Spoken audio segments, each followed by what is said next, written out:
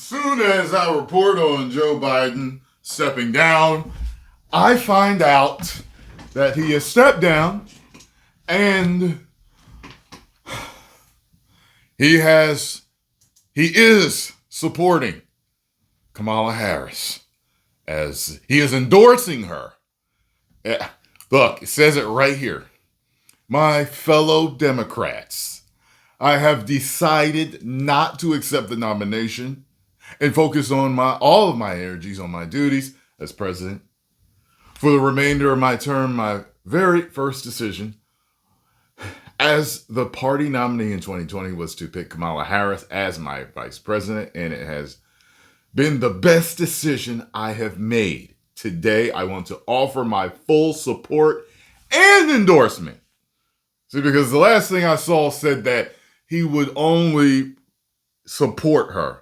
He wouldn't endorse her, but he is endorsing her for Kamala Harris to be the nominee of our party this year. Democrats, it is time to come together and beat Trump. Let's do it. I can't believe it. Her approval rating is lower than his. How? Formality? Just because I've been working with you? Like, what? Oh, good Lord. Now I'd like to bring in my colleague, senior congressional correspondent Chad Pergram. Chad, your reaction to this earthquake in American politics, and what are you picking up from top lawmakers on the Hill? Well, I was told the morning after the debate by a senior House Democratic source, and the quote was, "This was unsustainable." And they thought that the president had not been served very well by people around him, and just didn't think that this was going to last very much longer, depending on how long you look here. I think it is significant that the president now has just endorsed Vice President Harris, because there are a lot of people on Capitol Hill, especially the Congressional Black Caucus, who will be okay with What do people be calling her, cackling Kamala? Her laugh is crazy. with that. To have some sort of wide open process or something like that was going to be extremely messy. This is messy enough as it is. People kept talking about the concept. By the way, am I the only one that when they hear Kamala thinks of the WWF? Am I the only one? I literally cannot hear that name without thinking of Kamala. I cannot. In the first time I think I heard the name Kamala in after the WWF, and I heard that name again, was in The Matrix, the third one. The dude in the train station, right? His wife was named Kamala, right? Or Kamala. I think he called her Kamala, not Kamala. There's a difference in pronunciation there, but it's still the same name, Kamala and Kamala. Or maybe if you spell it different. I think Kamala would be with one L and Kamala would be with two L's. Although you could still pronounce Kamala with with one L, you can pronounce it Kamala or Kamala. See, I'm thinking of English rules of how we pronounce things. English language is hard to learn because we have crazy. But I think you could pronounce both either way, to tell you the truth. Anyway, yeah, let's continue. Concept of having a brokered convention. Personally, if I was voting, I would be voting for Kamala specifically because she is in these streets and she knows they ain't like us. Pointed out to people that it wouldn't necessarily be a brokered convention, but it would be a convention. The idea that these delegates, these people who have voted for President Biden and Harris in the primaries here, those delegates are pledged to them, but not bound to them until they have that roll call vote. Supposed to be an electronic roll call vote in early August. That'll probably change in some form now, depending on what happens, or some people will probably push for the convention. The other thing that I noticed here is that very quickly we were starting to get statements, Mike, from vulnerable Democrats. Kim Schreier, who's a Democrat from Washington State, Tammy Baldwin, who's a Democratic senator in Wisconsin. That's a battleground state there. And immediately, endorsing what President Biden has done here, because, things were not going to look good for people who represent districts in states like that down ballot. Now you have what's going on the Republican side of the aisle. And this is really significant here, where you're starting to have people like Elise Stefanik, the Republican conference chair, Richard Hudson, the chair of the NRCC from North Carolina. Immediately, and we knew that this was going to happen, they're starting to say, look, if the president cannot run for re-election, then he ought to step down. How is he fit to serve? Right. And, we're going to have inquiries. He looks a little off there, walking out. Former President Trump. There might be inquiries into this as to what the health of the president might be.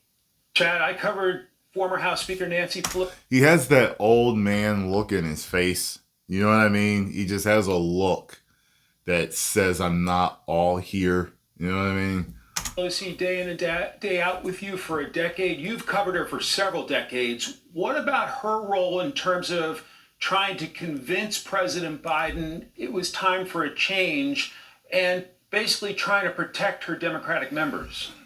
Yeah, that was something that she was really worried about. And it was obvious, just not from Pelosi, but others who had a hand in this, that they had to address what was going to happen down ballot. And the idea was to start with a gentle push, and then it started to be more of a wave, and then it started to be a tidal wave, and then it was getting to maybe a tsunami. In fact, so I guess the question is, since he's endorsing her, will she be it, though? That's interesting. Well, I guess we'll have to see. I think that we were probably going to have some of this last week had it not been for the shooting a week ago. It was a week ago Saturday that Chuck Schumer went to Rehoboth, did not announce this, and met with President Biden. And that statement, that just the fact that he had met, it came out seconds before the shooting. And so any conversation about this was kind of put off for about a week. And we've just gotten a statement here, Mike, from the majority leader in the Senate, Chuck Schumer. He says Joe Biden has not only been a great president and a great legislative leader, but a truly amazing human being. Joe, today shows you are a great patriot and a great American. And, Democrats just saw no upside. And again, this was the amazing thing for weeks now on Capitol Hill since that debate. There was that meeting over at the Democratic Senatorial Campaign Committee a week ago Thursday, where all the Democrats I talked to, nobody really wanted to say much. And they were saying, well, it's his decision and things like this. But we didn't get the sense from anybody that they were, I shouldn't say anybody, but very, very few, that they were really full bore behind Joe Biden, or they were doing it with a caveat. And that's where 2 weeks ago we had this conference call among House Democrats where many of them were starting to say very frank things and throw him under the bus. Yeah. And say, in the words of Don Beyer, he was feeble and they liked him, but he couldn't put two sentences together. Information from that leaked out, and then members had to dial it back because it was obvious this wasn't going as quickly as they thought it could go. I saw a few reports. They was like, everybody is knifing him in the back right now. Like, this dude need to step down. Chad, understandably, there's intense focus on the race for the White House, but the building you cover day in and day out, a third of the Senate is up for re-election with a tough map for Democrats, and the entire House of Representatives is on the ballot. So what about the balance of power? If we're looking at former President Trump returning to the White House, potentially, we'll see what the voters decide, but what about perhaps the argument from senior Democrats, which I've heard about being a check on a Trump presidency? What about that? Yeah, that's something that they were very concerned about, losing, all three, the House, the Senate, and the White House. Holding the Senate is a tough battle to start with. That's going to be very challenging for the Democrats, no matter what. And that's why you had people like Sherrod Brown and John Tester coming out. Brown this Friday, but Tester a little bit earlier, saying, look, it's time for you to step aside, Mr. President. The House, they always thought that was within range, certainly because it was a narrow majority, but also because you had, they didn't think that the Republicans in the House were in utter turmoil at times. So they had trouble passing defense bills. They burned through two speakers, couldn't elect multiple people as speaker, trying all sorts of resolutions all the time. Democrats would always point to the loudest people in the room, Marjorie Taylor Greene and Lauren Boebert. You get the idea here. And so they're like, if we can't beat that, then, we're not doing anything right at all. And so that's where I think that this was kind of a salvaging process. Some wild times, boy. Salvage thing. That's the question. Some interesting just stuff. Don't know. Does it help? And, keep in mind that Democrats have been tarred by this for a while now, that you've had Republicans. I remember this early on when they started to talk about the border crisis. They said, they had appointed Vice President Harris as the border czar.